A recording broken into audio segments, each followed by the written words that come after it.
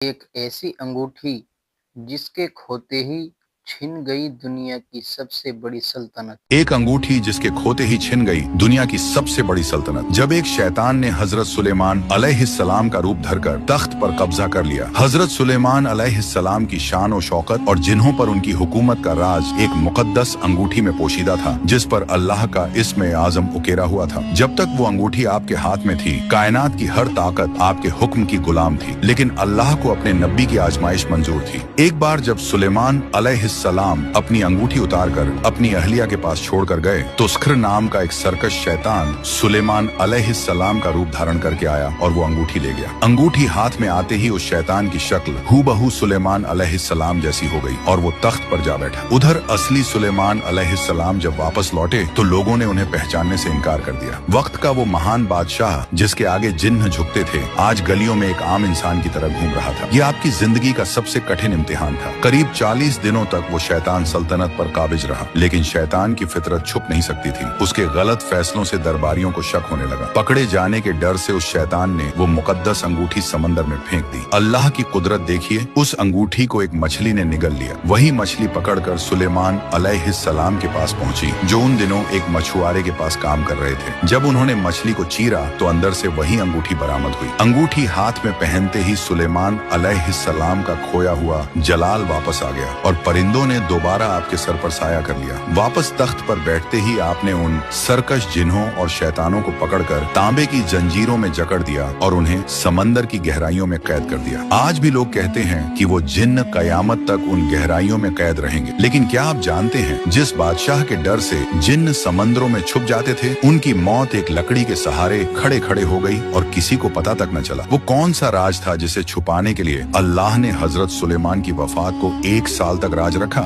جاننے کے لیے دیکھیے اگلا پارٹ۔